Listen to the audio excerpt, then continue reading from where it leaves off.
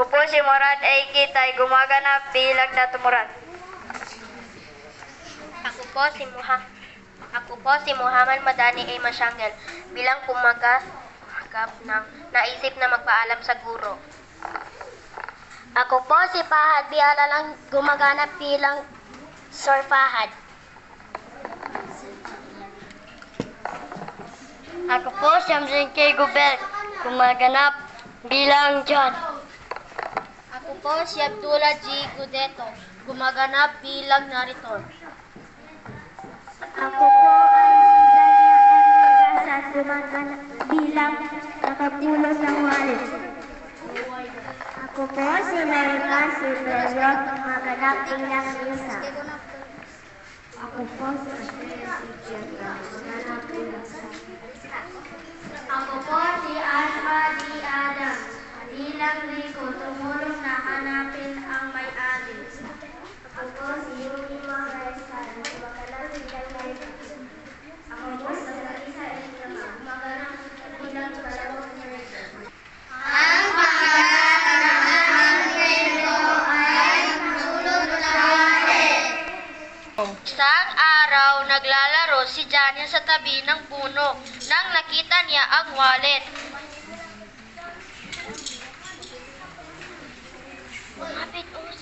Ay, ano to? Isang wallet? Lumapit si Yumi, si Hamjain at si Lorica. Wow, Zania, napulot mo. Salamat. Baka maraming pera yan. Kunin na. Baka maraming pera yan. Baka maraming pera yan. Kunin na natin para makibili tayo ng candy. Hindi pwede Hamjain, ha?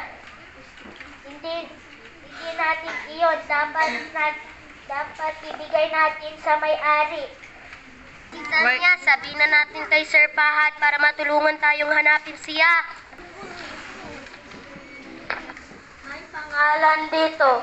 Alam ko siya. Nagtitinda ng isda sa palengke.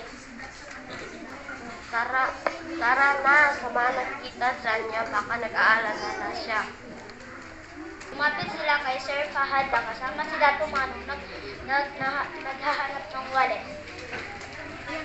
Nag-aalala na ako, nawawala ang aking wallet, doon ang pera para sa bigas ng pamilya ko. Manong, ito po ba ang inyong wallet na pulot?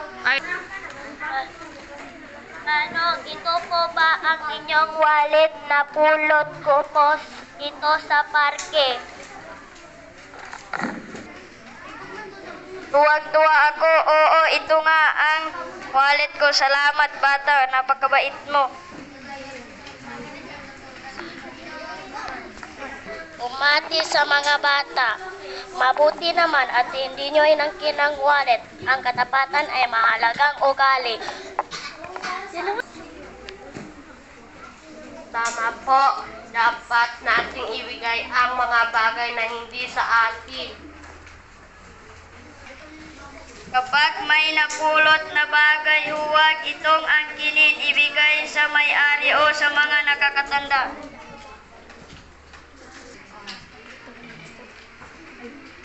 Nang masaya, tugtugin at natapos ang palabas.